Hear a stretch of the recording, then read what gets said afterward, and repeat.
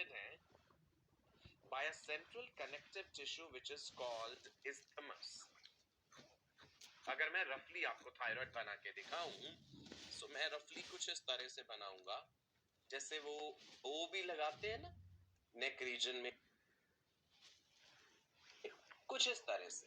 So it is a bilobed structure, दो lobes है, और जो सेंट्रल कनेक्टिव टिश्यू है ये वाला, इसी को आप भी बना लीजिए डायग्राम, इसी को इस्थमस कहते हैं. थायराइड के अंदर फॉलिकल्स होते हैं. We will discuss about these follicles. मैंने अपने पिछले सेशन में भी फॉलिकल वर्ड का मतलब बताया था. जब हमने ओवेरियन फॉलिकल का जिक्र करा था तो मैंने कहा था कि भाई फॉलिकल ओवरी में भी है, थायराइड में भी है, hair follicle. Follicle is a group of cells enclosing a cavity. So thyroid के फॉलिकल्स आपने एनिमल टिश्यू में, जब हमने क्यूबॉइडल एपिथेलियम का जिक्र करा था कि क्यूबॉइडल एपिथेलियम कहाँ कहाँ पाया जाता है, थायराइड ग्लैंड के फॉलिकल्स में पाया जाता है. यही फॉलिकल्स हैं जो थायरोक्सिन हार्मोन बनाते हैं. अभी हम जिक्र करेंगे उनका. ठीक है जी. सो थायराइड ग्लैंड बटरफ्लाई शेप्ड है, present at the front of the neck under the larynx. ये है ना लैरिंक्स वॉइस बॉक्स, यहीं पे प्रेजेंट है. It has two lobes, one on each side of the trachea. Trachea is your windpipe. तो two lobes का मतलब bilobed structure है. Your device is ready to pair. You're now connected to both Lobes stones are grenade. connected by a thin band of connective tissue जिससे You're now connected to both stone grenade. तो अभी तक thyroid के बारे में क्या क्या बातें याद?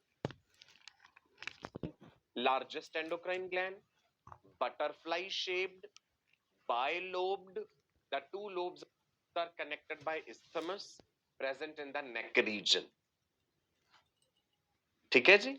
थायराइड ग्लैंड अपना हार्मोन स्टोर भी करती है, ये भी याद रखने वाली बात है. जनरली एंडोक्राइन ग्लैंड्स खुद अपने हार्मोन्स को जो है स्टोर नहीं करती हैं. हाँ, पिट्यूटरी में हमने पोस्टीरियर पिट्यूटरी पढ़ा था कि भाई हाइपोथैलेमस में दो न्यूरो हार्मोन्स बने, ऑक्सीटोसिन एंड वेसोप्रेसिन, जो पोस्टीरियर पिट्यूटरी में स्टोर हुए, पर वो उसके अपने हार्मोन तो नहीं थे ना. थायराइड में एक एक्सेप्शनल बात है, it stores its own hormones, right. Generally endocrine glands hormones store नहीं करते हैं. थायराइड ग्लैंड की फॉलिकल्स का जिक्र देखते हैं. अगर हम थायराइड को एक एनलार्ज्ड व्यू में देखें, उसको सेक्शनल व्यू काट के माइक्रोस्कोप के नीचे देखें, each lobe is made up of follicles lined by follicular cells. Follicle है जिसके सेल्स को फॉलिक्यूलर सेल्स कहते हैं. ये देखिए जी फॉलिक्यूलर सेल्स, ये हमने एक सेक्शनल व्यू काटा है उसका. ऑब्वियसली वहां पे हमें थायराइड का स्ट्रोमल टिश्यू भी नजर आएगा, ब्लड कैपिलरीज नजर आएंगी. मैं एक फॉलिकल आपको एनलार्ज्ड व्यू में बना के दिखाता हूं. ये बनाया जी हमने थायराइड ग्लैंड का एक फॉलिकल. फॉलिकल में क्यूबॉइडल एपिथेलियल सेल्स होते हैं. So a group of cells which are enclosing a cavity. चलो cavity आ गई ना, इसीलिए हमने फॉलिकल कह दिया. ये रहा थायराइड का एक फॉलिकल, और यही है जी ये फॉलिक्यूलर सेल जो लेबल्ड है. ये वाली चीज जो है इसको हम कह देंगे ल्यूमेन ऑफ द फॉलिकल, जहां पे थायराइड हार्मोन्स का सिंथेसिस होता है. क्या है ये? Lumen of follicle. तो एक सवाल यहां से ये पूछ लेंगे कि किस प्रकार के एपिथेलियल सेल्स हैं ये क्यूबॉइडल एपिथेलियल सेल्स होते हैं. एनिमल टिश्यूज में भी पढ़ा था क्यूबॉइडल एपिथेलियल सेल्स का लोकेशन. चलिए आगे बढ़ते हैं. फॉलिक्यूलर सेल्स दे सिंथेसाइज, बनाते भी हैं और सिक्रीट भी करते हैं thyroid hormones from the amino acid tyrosine. Very important. Tyrosine amino acid involved है in the synthesis of thyroid hormones. तो यदि इस एमिनो एसिड का, चलो हम खुद भी लिखते हैं, आप भी लिखेंगे, कौन सा अमीनो एसिड चाहिए थायराइड ग्लैंड को अपने हार्मोन्स बनाने के लिए? The name of amino acid is tyrosine. अगर आपको याद हो, मैंने आपको यह भी बताया था कि पाइनियल ग्लैंड को कौन सा अमीनो एसिड चाहिए होता है? अपना मेलाटोनिन बनाने के लिए। चलिए बताइए, मैंने पिछले सेशन में ही बताया था। पाइनियल ग्लैंड, थर्ड आई भी कहते हैं, बायोलॉजिकल क्लॉक भी कहते हैं, सीट ऑफ द सोल भी कहते हैं। कौन से एमिनो एसिड से पाइनियल मेलाटोनिन एंड सीरोटोनिन बनाती है? याद कीजिए, मैंने कहा था दूध में वो एमिनो एसिड पाया जाता है, तभी हम कहते हैं कि भाई मिल्क अगर आप सोने से पहले पिएंगे हल्का मीठा गुनगुना दूध तो आपको अच्छी नींद आएगी। Yes, it is tryptophan. तो हमें ये भी याद रखना है। ये भी पूछ सकते हैं कि कौन सी एंडोक्राइन ग्लैंड कौन से अमीनो एसिड से हार्मोन बना रही है। सो पाइनियल के केस में ट्रिप्टोफैन था, कंफ्यूज नहीं होना। यहाँ पे क्या है? टायरोसिन। ऐसी एड्रीनल ग्लैंड जब पढ़ेंगे ना, एड्रीनल में भी एड्रीनलिन, नॉर एड्रीनलिन टायरोसिन से ही बनते हैं। सो टायरोसिन इंपॉर्टेंट है, याद रखेगा। थायराइड के जो हॉर्मोन्स हैं, एक होता है T3, T3 का फुल फॉर्म है ट्राई आयोडोथायरोनिन। एक होता है T4, T4 का फुल फॉर्म है tetra, 4 is tetra, 3 is try. Tetra iodo मतलब 4 आयोडीन है, थायरोनिन, थायरोनिन आ गया ना। तो ये T3 एंड T4 जो हैं, they are iodinated forms of amino acid tyrosine. You have to remember this. मैं लिख देता हूं फिर से, T3 and T4. What is the full form for T3? Triiodothyronine. What is the full form for T4? Tetraiodothyronine.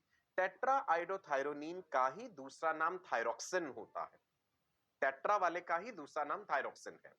T3 and T4 are, लिख लीजिए, iodinated, these are iodinated forms of amino acid tyrosine. कौन सा amino acid? Tyrosine. ठीक है जी। और iodine भी चाहिए इनके बनने के लिए। ये आपको स्ट्रक्चर्स याद नहीं रखने हैं ना, ये सिर्फ आपकी अंडरस्टैंडिंग के लिए दिखाए गए। ग्रीन कलर से ये जो दिखाया गया ना, ये आयोडीन दिखाया गया। यहाँ पे, यहाँ 3 आयोडीन दिख रहे हैं आपको, और ऑफ कोर्स यहाँ पे आपको 4 आयोडीन दिख रहे हैं, इसलिए हमने टेट्रा कहा। सो फॉलिक्यूलर सेल्स निर्माण करते हैं, सिंथेसाइज करते हैं, सिक्रीट करते हैं T3 एंड T4। ये जो हार्मोन्स हैं T3 T4, ये स्टोर कहां पे हो रहे हैं? देखिए, thyroid hormones are stored, very important. यही बात पे मैंने पहले एम्फेसिस दिया था कि थायराइड एक ऐसी एंडोक्राइन ग्लैंड है जो अपने हार्मोन्स को स्टोर करके रखती है।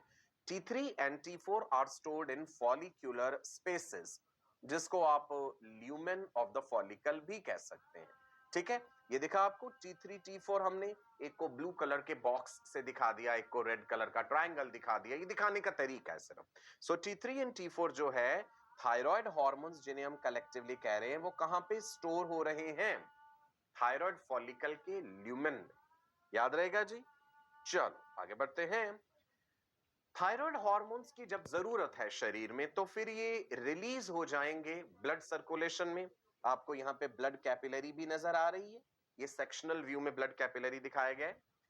Thyroid hormones when required, they enter into the blood capillaries through the follicular cells. Thyroid binding globulin होता है जो अटैच होता है। There is thyroglobulin also, colloid है, वो डिटेल में नहीं जाना है आपको। सो थायरोक्सिन बाइंडिंग ग्लोबुलिन या थायराइड बाइंडिंग ग्लोबुलिन प्रोटीन है ब्लड में जो इन हार्मोन्स को ट्रांसपोर्ट करता है। आप जानते हैं एंडोक्राइन ग्लैंड्स में डक्ट नहीं होती, वो तो एक्सोक्राइन ग्लैंड में होती है। सो एंडोक्राइन ग्लैंड ही तो है thyroid. Endocrine glands they release there secretions into blood. जो वेनस ब्लड उनके पास से गुजर रहा है, वहां से जा रहा है, T3 एंड T4 दोनों ही ब्लड में रिलीज हो जाएंगे। T3 और T4 इंटरकन्वर्टिबल होते हैं। T3 is more potent than T4 in fact, right जी। चलिए, थ्रू द कैपिलरीज जब ब्लड सर्कुलेशन में चले गए, through the capillaries the hormone is going to enter the circulation and it is transported to the target organ. Simple सी बात है भाई, ब्लड ट्रांसपोर्ट्स द हार्मोन्स, पूरे शरीर में लेकर के जाएगा। जिस भी टिश्यू के पास उस पर्टिकुलर हार्मोन के लिए रिसेप्टर्स हों, हार्मोन के लिए रिसेप्टर्स तो होने ही चाहिए। आगे हम पढ़ेंगे कि अगर स्टेरॉयड हार्मोन है तो उसके रिसेप्टर्स जो है वो सेल के अंदर है, और अगर वो प्रोटीनेशियस हार्मोन है तो सेल के सरफेस पे प्लाज्मा मेम्ब्रेन पर ही प्रेजेंट होते हैं रिसेप्टर्स। तो रिसेप्टर्स इंट्रासेलुलर हैं या नहीं है, ये तो डिपेंड करता है हार्मोन के नेचर पे। वो एक सेपरेट टॉपिक है, मैकेनिज्म ऑफ हार्मोन एक्शन, जिसमें हम पढ़ेंगे। फिलहाल आप याद रखिए एंडोक्राइन ग्लैंड ने अपना सिक्रीशन यानी अपना हार्मोन ब्लड में डाल दिया, ब्लड ने उसे ट्रांसपोर्ट करा और वो टारगेट टिश्यूज तक पहुंचा जिनके पास रिसेप्टर्स हैं, वहां पे हार्मोन अपना असर दिखाएगा। ओके, नाउ अगर हम फंक्शंस की बात करें कि थायरॉक्सिन जो है T3 and T4 they are similar in action, ये ध्यान रखिएगा। क्या है इनका मुख्य काम शरीर में? Increase basal metabolic rate, BMR, this is important, right? When I say functions of thyroid hormones या फंक्शन ऑफ थायरॉक्सिन तो एक ही बात हो जाएगी, राइट जी? So they are going to increase the metabolic rate,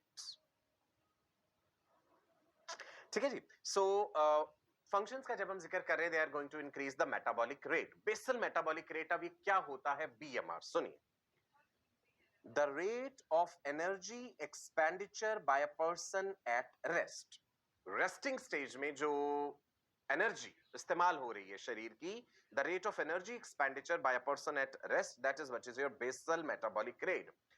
thyroid gland के और भी बड़े सारे इंपॉर्टेंट फंक्शंस है। बेसल मेटाबॉलिक रेट को तो मेंटेन कर ही रहा है, इसलिए हम ये भी कहते हैं कि शरीर में ये हीट प्रोड्यूस करता है, कैलोरीजेनिक इफेक्ट कह देते हैं।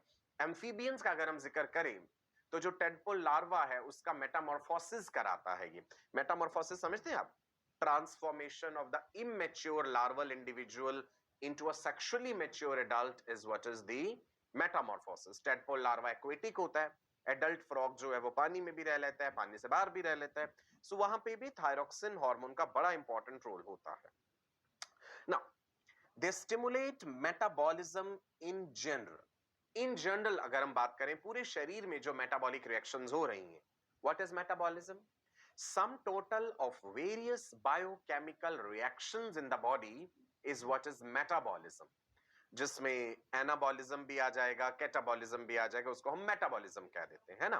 कार्बोहाइड्रेट्स का मेटाबॉलिज्म हो रहा है भाई, कार्ब्स जो हम डाइट में लेते हैं पहले वो डाइजेस्ट होते हैं, फिर सेलुलर लेवल पे जाके ग्लूकोज मेटाबोलाइज हुआ है या लिवर में फ्रक्टोज मेटाबोलाइज हुआ है, प्रोटीन्स का मेटाबॉलिज्म, फैट्स का मेटाबॉलिज्म, ये सारी चीजों को रेगुलेट करना इस हार्मोन का इंपॉर्टेंट फंक्शन है। When I say is hormone, that refers to thyroxine, and T3, T4 are similar in action. Another important function, they increase the red blood cell formation.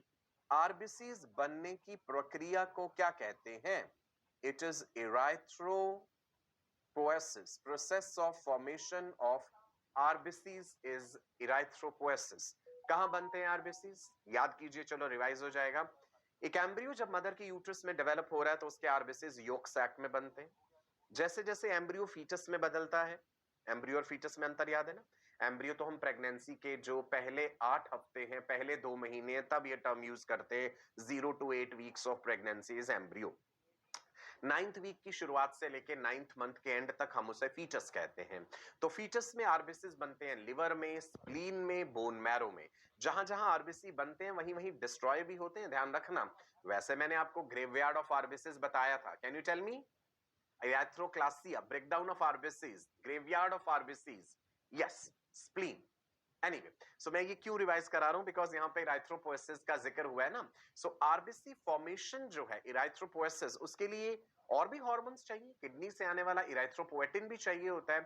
Thyroxine hormone का भी important role है, ठीक है? तो ध्यान रखेंगे, अगर किसी का थायराइड लेवल डिस्टर्ब होता है तो पर्सन एनीमिक भी हो सकता है, आरबीसी काउंट डाउन जा सकता है। एनीमिया मींस जब आरबीसी कम होते हैं या जब हीमोग्लोबिन लेवल डाउन हो जाता है। सो हमें एक पॉइंट और मिल गया जी कि ये आरबीसी रेड ब्लड कॉर्पसेल्स जो है उनकी फॉर्मेशन में मदद करता है। Thyroid hormones are essential for growth and development of the brain, your mental faculties. It is not only brain, even physical growth also. So हम कह सकते हैं कि thyroid hormones physical and mental growth के लिए आवश्यक है। याद कीजिए, पिछले सेशन में बताया था ग्रोथ हार्मोन GH, दूसरा नाम क्या था? सोमेटोट्रोपिन। एक और नाम क्या था? Somatotropic hormone. Growth hormone works best, growth hormone works best in presence of thyroxine T4. दो हार्मोन्स मिलकर के जब बेहतर असर दिखाते हैं, this is called synergistic effect, right? It is synergistic effect, synergy, मिल जाते हैं दोनों और बेहतर असर दिखाते हैं। कई हार्मोन्स का एंटागोनिस्टिक इफेक्ट भी होता है, कि भाई इंसुलिन ब्लड का ग्लूकोज लेवल कम कर रहा है और ग्लूकागॉन ब्लड का ग्लूकोज लेवल बढ़ा रहा है, सो इंसुलिन एंड ग्लूकागॉन एंटागोनिस्टिक है ना। यहां पे क्या हो रहा है, ये साइनर्जिस्टिक है, बेहतर इफेक्ट दिखाते हैं। सो थायरॉक्सिन की अगर कमी रहे बहुत यंग एज से ही, तो ब्रेन डेवलपमेंट प्रॉपर नहीं होगा, आईक्यू लेवल बहुत कम हो जाता है उसमें, फिजिकल ग्रोथ भी स्टंटेड होती है एंड मेंटल ग्रोथ भी स्टंटेड होती है। लेकिन जो पिट्यूटरी के ग्रोथ हार्मोन की कमी के कारण ड्वार्फ्स होते हैं ना, पिट्यूटरी ड्वार्फ्स, मिजेट्स भी कह देते हैं हम जिन्हें, सर्कस में क्लाउन्स जैसे आपने देखे होंगे, जोकर छोटे कद के जो हैं। सो पिट्यूटरी ड्वार्फ्स जो हैं उनका मेंटल आईक्यू बिल्कुल ठीक होता है, नॉर्मल होता है। लेकिन थायरॉक्सिन के कारण जो ड्वार्फ्स रह जाते हैं उनका आईक्यू लेवल भी कम होता है, बिकॉज ये ब्रेन डेवलपमेंट के लिए भी आवश्यक है। प्रेगनेंसी के टाइम पे मदर का थायरॉक्सिन लेवल डिस्टर्ब होगा तो भी बच्चे का ब्रेन डेवलपमेंट इफेक्ट होता है। इज इट क्लियर जी? सो कितना इंपॉर्टेंट रोल है थायरॉक्सिन का, ध्यान रखिएगा। चलो एक और बेहतरीन बात बताते हैं आपको, इंटरेस्टिंग सी बात। एंडोक्राइन ग्लैंड सुंदर लग रही है, दिख रही है आपको? इसमें क्या क्या दिखाई हुई है? सबसे पहले ये वाली कौन सी दिखाई है जी हमने, कैन यू टेल मी? ये दोनों हाथों में जो ग्लैंड दिखाया गया, which is this? Pancreas, heterocrine gland. These two are kidneys और उनके ऊपर एड्रीनल ग्लैंड है। ये है जी थायराइड और पैराथायराइड, राइट? ये दोनों क्या दिख रही हैं आपको, जो दोनों एक साथ हैं ऐसे? थाइमस ग्लैंड, इसका भी जिक्र करेंगे। These are ovaries, right, which produce ova as well as the female sex hormones. Now see, amphibians, amphibia, dual mode of life. They can live in water as well as on land. जिक्र हो रहा है यहाँ पे Metamorphosis का, थोड़ी देर पहले भी मैंने बताया था। Thyroid hormones induce metamorphosis in tadpoles. What is tadpole? Larva of frog is called tadpole. दिख रहा है ये कितना सुंदर सा tadpole larva? Tadpole larva aquatic है। टेडपोल लार्वा एडल्ट फ्रॉग में बदलता है जी, उस प्रक्रिया को मेटामॉर्फोसिस कहते हैं। मेटामॉर्फोसिस की परिभाषा है transformation of immature larval individual into sexually mature adult. लिख दूं आपके लिए, चलो। मेटामॉर्फोसिस की परिभाषा है ट्रांसफॉर्मेशन ऑफ इमैच्योर, जो अभी मैच्योर नहीं हुए हैं, transformation of immature larval individual into sexually mature adult, into sexually mature adult. I hope आपने साथ के साथ नोट कर लिया। और यहां पे लार्वल इंडिविजुअल है जी टेडपोल और सेक्सुअली मैच्योर इंडिविजुअल है एडल्ट फ्रॉग। थायरॉक्सिन का बड़ा ही इंपॉर्टेंट रोल है। अगर यंग टेडपोल लार्वे जो हैं उनको हम एंटी थायराइड ड्रग दे दें, है ना, या हम उनका थायराइड ग्लैंड रिमूव कर दें, एंटी थायराइड ड्रग थायोयूरिया हो गया जैसे, अगर हमने वो दे दिया तो उनमें मेटामॉर्फोसिस नहीं होगा, वो जायंट टेडपोल्स बन जाएंगे। सो कई बार क्वेश्चन ना ऐसे भी पूछ लेता है examiner, what will happen if anti thyroid drug is given to giant tadpoles? They will not, if anti-thyroid drug is given to the tadpoles. I'll repeat the question. What will happen if anti-thyroid drug is given to the tadpoles? The answer is that they will get converted into giant tadpoles. They will fail to undergo metamorphosis. उनमें metamorphosis नहीं होगा। Okay? चल, thyroid के hormones तो हमने पढ़ लिए जो फॉलिकुलर सेल्स बनाते हैं। एक पैराफॉलिकुलर सेल्स भी होते हैं, फॉलिकल के बाहर जो हैं, वो टीसीटी थायरोकैल्सिटोनिन बनाते हैं, वो भी अभी हम पढ़ेंगे। पहले हम जिक्र कर लेते हैं थायराइड ग्लैंड से रिलेटेड डिसऑर्डर्स का। मैंने आपको बताया था कि किसी भी एंडोक्राइन ग्लैंड के द्वारा सिक्रीट किया जाने वाला हार्मोन या तो नॉर्मल से कम लेवल हो सकता है, हाइपो सिक्रीशन, या फिर नॉर्मल लेवल से ज्यादा हो सकता है, hyper secretion. So hypo means less than the normal, hyper means more than the normal. So the same applies to thyroid gland also. There can be hypothyroidism. There can be hypothyroidism or there can be hyperthyroidism. दोनों discuss करेंगे हम। Hypo, अब आप देखो कि इस level से जब हार्मोन कम है तो हमने कह दिया जी हाइपोथायरॉयडिज्म है। आपने कई बार सुना होगा कि थायराइड का टेस्ट कराया है जी, थायराइड डिस्टर्ब्ड आया है, सो कम भी हो सकता है, ज्यादा भी हो सकता है। हाइपोथायरॉयडिज्म के क्या क्या कारण हो सकते हैं? आयोडीन की कमी हो सकता है, लो आयोडीन इन द डाइट। या फिर थायराइड ग्लैंड ही अंडर एक्टिव है किसी कारण से, लो एक्टिव है, कोई एंजाइमेटिक समस्या है। आयोडीन बड़ा इसेंशियल कंपोनेंट होता है हमारी डाइट का, याद रखिएगा। आयोडीन हमें कहां से मिलता है? Iodised salt. जो नमक हम खाते हैं ना, वो आयोडाइज्ड सॉल्ट होता है, और जो लोग आयोडाइज्ड सॉल्ट नहीं लेते हैं उनमें ये समस्या अक्सर देखने को मिलती है। ग्वाइटर आपने पढ़ा होगा कि एनलार्ज कर जाती है thyroid gland. Iodised salt prevents the iodine deficiency. नमक में आयोडीन है, इसके अलावा नेचुरली हमारी डाइट में आयोडीन कहाँ है? प्याज में होता है, अनियंस जो हैं उनमें आयोडीन है। इसके अलावा सी फूड जो लोग खा लेते हैं, चाहे मछली है या कुछ क्रस्टेशियंस हैं, आर्थ्रोपोड्स, लॉबस्टर्स, जो भी खाते हैं लोग सी फूड, सो उसमें भी आयोडीन पाया जाता है। ठीक है जी, चलिए आगे बढ़ते हैं। हाइपोथायरॉयडिज्म के इफेक्ट्स क्या हो जाएंगे? ये आपको दिख रही है एक normal thyroid gland, right? The bilobe structure, दोनों लोब्स को central connective tissue isthmus join कर रहा है। हाइपोथायरॉयडिज्म में ग्वाइटर, आप देख पा रहे हैं ग्वाइटर में क्या हो गया है जी? Enlarged thyroid gland. Can you see? ये थायराइड साइज में बड़ी हो चुकी है। अब आप एक बात सोच रहे होंगे कि आयोडीन की कमी है तो थायराइड तो श्रिंक हो जानी चाहिए, ये थायराइड एनलार्ज्ड क्यों है? सुनो, आयोडीन अगर कम है, रिलेशन देखना क्या होता है, ऐसे दिखा देता हूं। Decrease in the level of iodine अगर हुआ, इसका मतलब है कि जो थायराइड के हार्मोन बन रहा है, T4 ले लेता हूं, वो कम हो जाएगा। अब होता क्या है कि थायरॉक्सिन हार्मोन का पिट्यूटरी ग्लैंड के साथ एक फीडबैक इफेक्ट होता है। अगर थायरॉक्सिन ब्लड में कम हुआ तो पिट्यूटरी को यह मैसेज मिलेगा कि भाई पिट्यूटरी, शायद तुम TSH कम बना रही हो, जिसके कारण T4 कम बन रहा था। TSH तो थायराइड ग्लैंड पे एक्ट करता है ना, thyroid stimulating hormone acts on thyroid gland. So बात समझिएगा, अगर थायरॉक्सिन कम हुआ सो पिट्यूटरी को ये लगेगा कि भाई शायद मुझ में ही कमी है, ब्लड का थायरॉक्सिन लेवल कम है, शायद मेरे कारण कम है कि मैंने TSH कम बनाया था। सो पिट्यूटरी कहेगी ठीक है, चलो मैं ज्यादा TSH बना देती हूँ। पिट्यूटरी से TSH का प्रोडक्शन बढ़ जाता है, there is increase in thyroid stimulating hormone, और TSH का तो फुल फॉर्म ही यही है, thyroid stimulating hormone.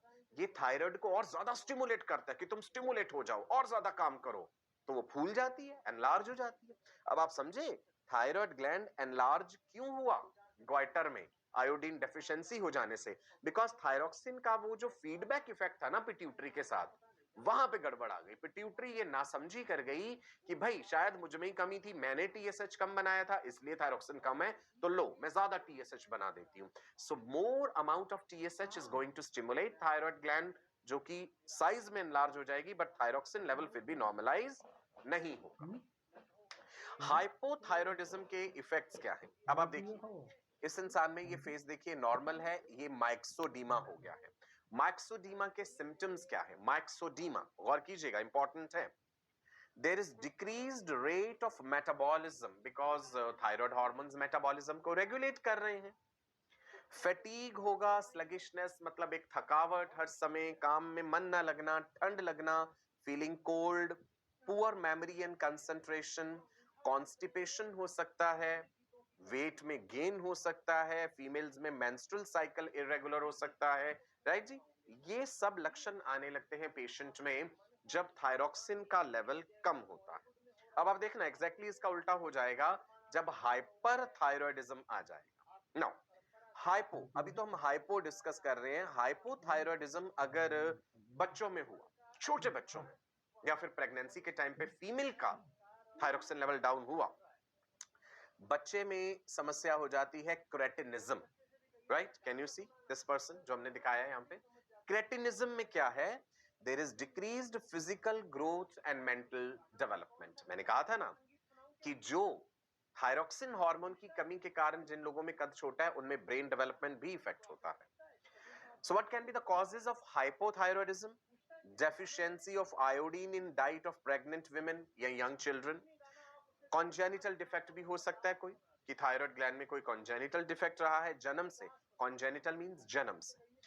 Stunted growth होगी, मेंटल रिटार्डेशन, स्किन एबनॉर्मल हो जाएगी, डेफ म्यूटिज्म, राइट? मतलब सुनने में, बोलने में समस्या हो सकती है पेशेंट में, बिकॉज ब्रेन डेवलपमेंट ठीक से नहीं हुआ है, right ji?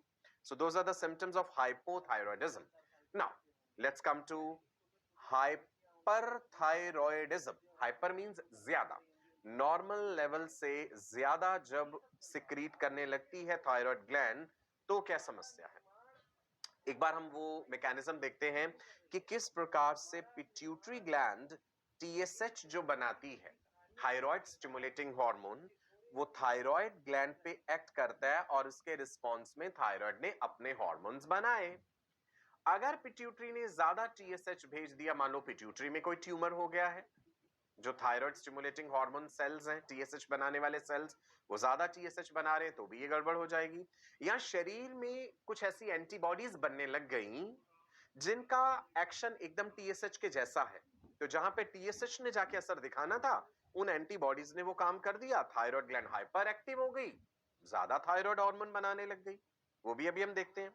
Now let's talk about this disease which is important called Graves disease, or it is also called toxic goiter.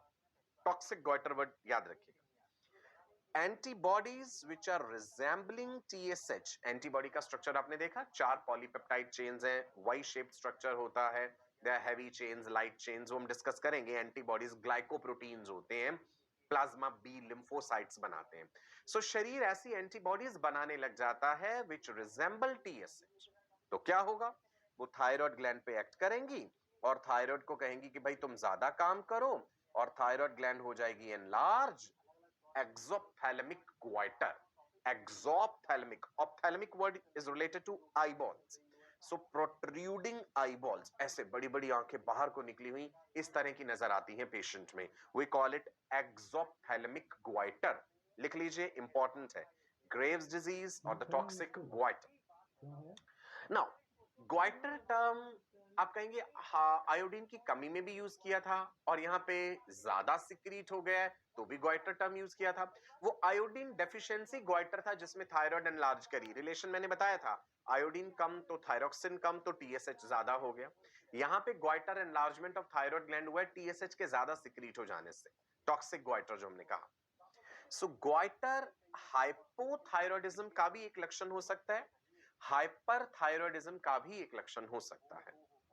So goiter may be present in both hypothyroidism and hyperthyroidism.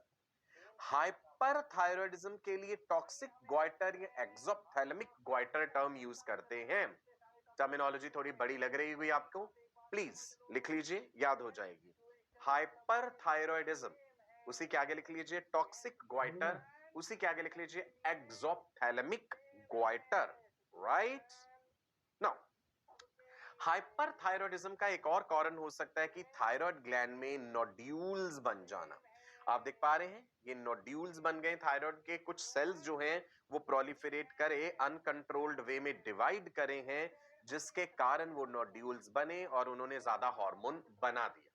Thyroid gland में cancer भी हो सकता है। What is cancer? Uncontrolled division of the cells. Cancer कई तरह के होते हैं, कुछ लोकलाइज्ड रहते हैं की जगह पे, बेनाइन ट्यूमर्स, कुछ कैंसर सेल्स के सेल्स टूट के पूरे शरीर में फैल जाते हैं, they are malignant tumours. Class 12 के सिलेबस में हम कई तरह के कैंसर के बारे में पढ़ेंगे। सो थायराइड ग्लैंड का कैंसर हो जाने से हाइपरथायरॉयडिज्म हो जाता है, राइट जी। हाइपरथायरॉयडिज्म में क्या है, पर्सन एक एंजाइटी महसूस करते हैं, हाइपर एक्टिविटी रहती है पेशेंट में, वेट लॉस होने लगेगा बिकॉज मेटाबॉलिज्म ज्यादा हो जाएगा। जैसा हमने पढ़ा था कि हाइपो होने से, कम होने से वेट गेन है, ज्यादा हो जाने से वेट लॉस है, मेंस्ट्रुअल साइकिल भी इरेगुलर हो जाता है। ये तो थे थायराइड ग्लैंड के थायराइड हार्मोन्स यानी T3 एंड T4, दो बताए थे ना। कौन से सेल्स बना रहे हैं, फॉलिकुलर सेल्स। थायराइड ग्लैंड में फॉलिकुलर सेल्स के बाहर एक और सेल्स होते हैं बेटा, याद रखिएगा, they are called para follicular cells. कौन से सेल्स, पैरा फॉलिक्यूलर सेल्स, उनका हार्मोन है calcitonin which is also called thyrocalcitonin, TCT। Calcitonin कह दीजिए, थायरोकैल्सिटोनिन कह दीजिए, एक ही बात है। ये पेप्टाइड हार्मोन है, व्हेन यू से पेप्टाइड मतलब एमिनो एसिड से बना है, सिक्रेटेड बाय सी सेल्स, उन्हीं पैराफॉलिकुलर सेल्स को सी सेल्स भी कहते हैं, and these C cells are present outside the follicles, हैं वो थायराइड ग्लैंड के अंदर ही, पर वो फॉलिकल के बाहर है, राइट जी। इसका काम क्या है? कैल्सिटोनिन का काम होता है decrease in blood calcium concentration. अब बड़ी इंपॉर्टेंट बात समझने वाली, कैल्शियम आयंस का बड़ा इंपॉर्टेंट रोल है हमारी बॉडी में। कैल्शियम दांतों और हड्डियों को मजबूती देता है, कैल्शियम मसल कॉन्ट्रैक्शन के लिए चाहिए, कैल्शियम ब्लड क्लॉटिंग के लिए चाहिए, कैल्शियम साइनेप्टिक ट्रांसमिशन के लिए भी चाहिए। याद है, nerve impulse reaches the synaptic terminal, opens the voltage gated calcium channels. So calcium के बड़े इंपॉर्टेंट रोल है हमारी बॉडी में। कैल्शियम का एक सही लेवल बने रहना चाहिए। इसके लिए दो हार्मोन्स जो है वो काम करते हैं। एक तो ये थायरोकैल्सिटोनिन जो भी हम पढ़ रहे हैं, एक और अभी हम पढ़ेंगे कि थायराइड ग्लैंड के पीछे 4 पैराथायराइड ग्लैंड्स होती हैं, छोटी छोटी। वो पैराथायराइड ग्लैंड्स पैरेथ हार्मोन बनाती हैं, पीटीएच कहते हैं उसे, पैराथायराइड हार्मोन। वो भी कैल्शियम का लेवल रेगुलेट करता है। कैल्सिटोनिन कैल्शियम कम करता है, पैराथायराइड हार्मोन कैल्शियम अप करता है। तो ये दोनों हार्मोन्स कैल्शियम के लेवल को मेंटेन करके रखते हैं। ठीक है, पहले जिक्र करते हैं पैराफॉलिकुलर सेल्स के द्वारा सिक्रीट किया गया ये कैल्सिटोनिन हार्मोन। देखो, हमारे शरीर में जो हड्डियां हैं, बोन जो होती है, let me draw the generalized structure of a bone. Say this is a bone. Bone is the calcium depot of the body. Bone is calcium depot of body. यहां कैल्शियम स्टोर्ड है, ठीक है। So blood calcium और bone calcium ही आपस में जो है वो रेगुलेटेड रहते हैं। टीसीटी का काम है decrease in the blood calcium level. मतलब ये क्या करेगा? आप देखिए यहाँ पे ब्लड में आरबीसीज दिख रहे हैं, ये हमने कैल्शियम आयंस दिखाए हैं। कैल्सिटोनिन ने जब असर किया तो कैल्शियम का लेवल कम हो गया, तो कैल्शियम जाएगा कहां? ब्लड से उठा के ये हड्डियों में डाल देगा, राइट जी। बोन्स, तुम कैल्शियम को इकट्ठा करके रखो, ये कैल्सिटोनिन का काम है। पीटीएच उल्टा करेगा, पीटीएच हड्डियों में से कैल्शियम निकाल के ब्लड में डाल देगा। वही चीज देखेंगे अभी हम आगे। So there is deposition of calcium in the bones. So हुआ क्या? देखो, ब्लड में से कैल्शियम को उठा के बोन में डाल दिया, किसने? टीसीटी हार्मोन ने, थायरोकैल्सिटोनिन हार्मोन। ओके, हड्डियां और मजबूत हो गई जी। अब आते हैं पैराथायराइड ग्लैंड पे। ठीक है जी, पैराथायराइड ग्लैंड्स कहां पे लोकेटेड है? देखो जी, जो थायराइड ग्लैंड होती है ना, उसी के पीछे की तरफ ये 4 छोटी छोटी पैराथायराइड ग्लैंड्स हैं, जो येलो से कलर से हमने दिखाई हैं यहाँ पे। 4 glands present on the dorsal side of thyroid gland, 2 on each lobe. Thyroid तो बायलोब्ड है, बटरफ्लाई शेप्ड है। एक तरफ एक लोब में भी 2 ग्लैंड एम्बेडेड है, दूसरी तरफ भी है। ये सिक्रीट करती है पैराथायराइड हार्मोन, दूसरा नाम पैरेथ हार्मोन, पीटीएच भी बोल देते हैं। नाम याद रखिएगा। अब ये काम क्या करता है वो बताते हैं। पहले एक बात और सुन लो, पैराथायराइड ग्लैंड में 2 तरह के सेल्स, जैसे थायराइड ग्लैंड में भी 2 तरह के थे, chief cells, parafollicular cells. Parathyroid gland के सेल्स हैं chief cells and oxyphil cells. Important, oxyphil cells they are phagocyte, और चीफ सेल्स जिनको प्रिंसिपल सेल्स भी कहा जाता है, they secrete the parathyroid hormone और parathormone. So let's talk about this hormone of the parathyroid gland that is called parath hormone or parathyroid hormone. It is a polypeptide hormone, मतलब ये भी proteinaceous है nature, right? अच्छा, T3 और T4 किससे बने थे? अमीनो एसिड डेरिवेटिव्स हैं, tyrosine. T3 and T4 are iodinated forms of amino acid tyrosine. ये है polypeptide hormone. Hypercalcemic hormone, when you say hypercalcemic, hyper means ज्यादा, calcemic is referring to calcium, तो यानी ये कैल्शियम का लेवल बढ़ाता है। तो ये कैसे बढ़ाएगा? ये कहेगा भाई बोन, तुम्हारे पास जो कैल्शियम है तुम वो कैल्शियम रिलीज कर दो। सो बोन से there will be increase in blood calcium ion level due to PTH। और एग्जैक्टली इसका उल्टा काम किसने किया था? टीसीटी ने, थायरोकैल्सिटोनिन ने। अब मैं उल्टा बनाता हूं यहाँ पे, डिक्रीज इन ब्लड। आप भी बना लीजिएगा साथ साथ, ये इजी होता है याद रखना। ऐसे एरो वापस उल्टा कर देते हैं कि भाई प्लाज्मा में कम करके और बोन में डिपॉजिट करा, टीसीटी ने थायरोकैल्सिटोनिन और पीटीएच, अब आप समझे उल्टा काम कर रहे हैं ना एक दूसरे के, एंटागोनिस्टिक हो गए। One hormone is increasing the blood calcium level, other hormone is decreasing the blood calcium level. So we are discussing about a hypercalcemic hormone यानी पैराथायरॉयड हार्मोन। जब हमारा कैल्शियम का लेवल कम हुआ किसी कारण से, मान लो डाइटरी इनटेक कम है, एब्जॉर्प्शन कम है कैल्शियम का, सो अब कैल्शियम बढ़ाना पड़ेगा। तो यानी कैल्शियम का कम होना खुद ही एक स्टिमुलस हो जाएगा इस ग्लैंड के लिए कि भाई तुम पीटीएच बनाओ। When blood calcium levels are low, parathyroid hormone stimulates reabsorption of calcium ions from bones into the blood. So स्वयं कैल्शियम ही खुद को रेगुलेट करा लेता है कि भाई अगर मैं कम हुआ तो पैराथायरॉयड ग्लैंड को पता चलेगा, वो कहेगी ठीक है मैं बना देती हूं तुम्हारे लिए पीटीएच। हड्डियों में से पीटीएच जो है वो क्या कर देगा, कैल्शियम निकाल देगा। दिस इज बोन डिसोल्यूशन और बोन डीमिनरलाइजेशन। ऑब्वियस सी बात है, हड्डियों का कैल्शियम अगर निकलता जाएगा तो हम कहेंगे बोन रिजॉर्व हो रही है। अगर ये चीज ज्यादा लंबे समय तक रही कि भाई आप कैल्शियम डाइट में नहीं ले रहे हैं तो आपकी हड्डियों का कैल्शियम निकलता जाएगा, हड्डियां डीमिनरलाइज होती जाएंगी, right. PTH, parathyroid hormone, stimulates reabsorption of calcium from the nephrons, thereby raising the blood calcium level. Now, PTH nephrons पे भी एक्ट करता है कि भाई देखो वाटर सॉल्युबल चीजें यूरिन के थ्रू भी तो बाहर निकलेंगी ना, ब्लड किडनीज में जाता है, वहां पे फिल्टर हुआ, यूरिन बना, सो नेफ्रॉन्स में से भी बहुत सारी चीजें रीअब्सॉर्ब होती हैं। हमने पढ़ा था tubular reabsorption and secretion. PTH nephron से भी कैल्शियम वापस सोख लेगा ताकि ब्लड का कैल्शियम लेवल बढ़ा रहे, मेंटेन रहे। सो बोन रिजॉर्प्शन तो हो ही रहा है, एक point. Then reabsorption from the renal tubules भी कराएगा, जिसके कारण अल्टीमेटली ब्लड का कैल्शियम लेवल मेंटेन रहे। कैल्शियम लेवल कम नहीं होना चाहिए, मसल कॉन्ट्रैक्शन इफेक्ट होगा।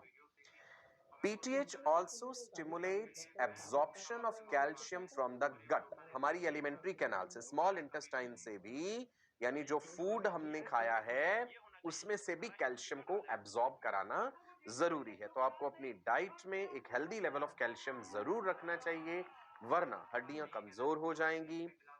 If there is no other source of calcium available, PTH will get it from the bones. हड्डियों से तो वो फिर निकाल ही लेगा, नेफ्रॉन से तो करा ही रहा है एब्जॉर्ब, इंटेस्टाइन से करा रहा है। मान लो आपने डाइट में कैल्शियम नहीं लिया, बहुत कम लिया है, तो फिर आपको ये हर्जाना भुगतना पड़ेगा, आपकी हड्डियां ब्रिटल होती जाएंगी, आसानी से टूट सकती हैं।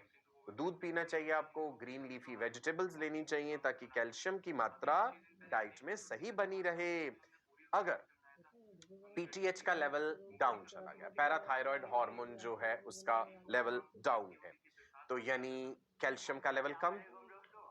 कैल्शियम का लेवल कम हो जाने से टेटनी हो जाती है। अब आप कहेंगे कि कैल्शियम तो मसल कॉन्ट्रैक्शन के लिए चाहिए, टेटनी का मतलब होता है ऐसे प्रोलॉन्ग्ड मसल कॉन्ट्रैक्शन।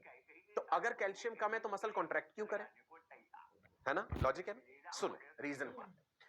कैल्शियम जब कम होता है neurons become auto excitable, right. मैं लिख देता हूं, व्हेन, आप भी नोट कर लेंगे, when calcium level is low, neurons ही तो मसल्स को सिग्नल देते हैं कॉन्ट्रैक्ट होने के लिए, न्यूरॉन्स बिकम ऑटो एक्साइटेबल, अपने आप इंपल्सेस डिस्चार्ज करने लगेंगे बिना आपकी मर्जी के, इसी कारण मसल सिकुड़ जाएंगे, राइट जी।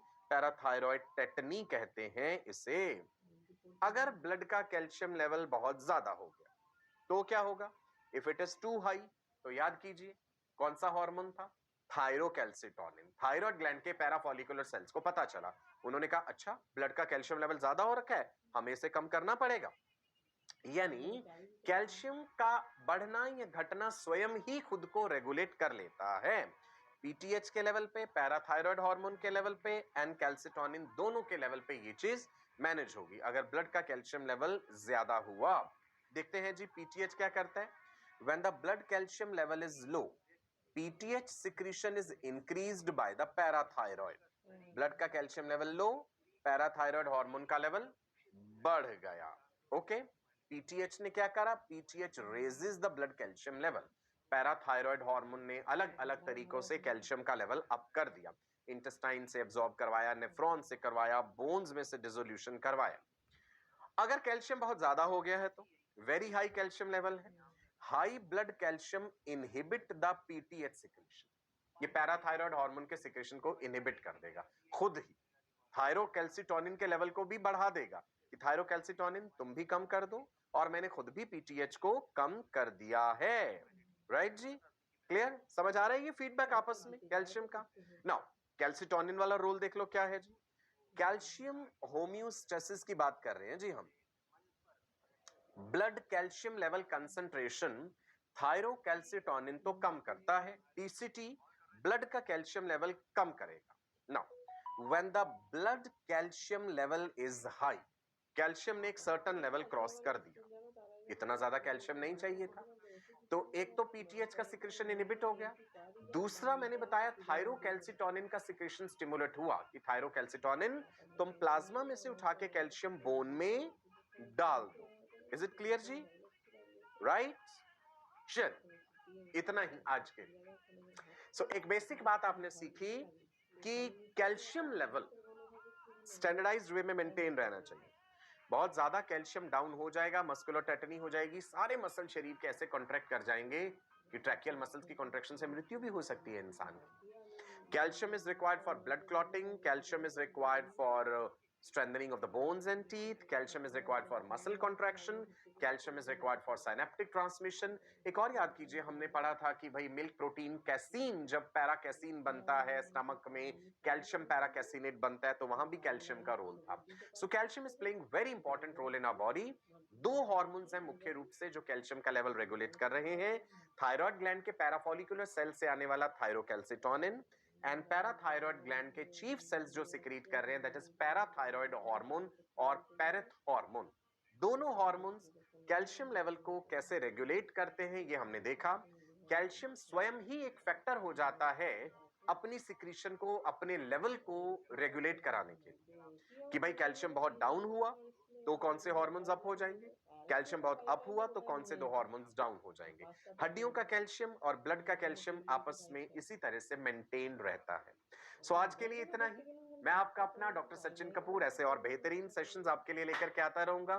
धीरे धीरे जैसे 1 बाय 1 डेज पास हो रहे हैं, हमारा सिलेबस जो है वो कंप्लीट होने वाला है। आई एम श्योर आपके अंदर कॉन्फिडेंस भी बढ़ रहा होगा कि अब आप सीनियर मोस्ट क्लास में पहुंचने वाले हैं। डीपीपीज डेली प्रैक्टिस पेपर्स जरूर प्रैक्टिस कीजिए, इसी से कॉन्फिडेंस और ज्यादा बढ़ेगा। नमस्कार, bye bye, God bless you all, wish you all a very bright and prosperous future. Bye bye.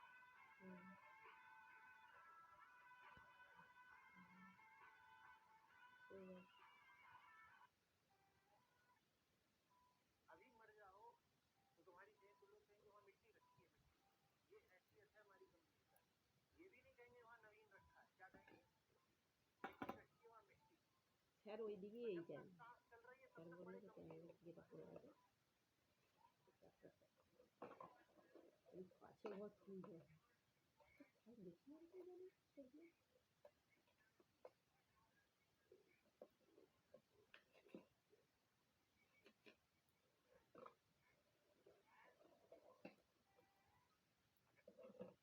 সেগুলো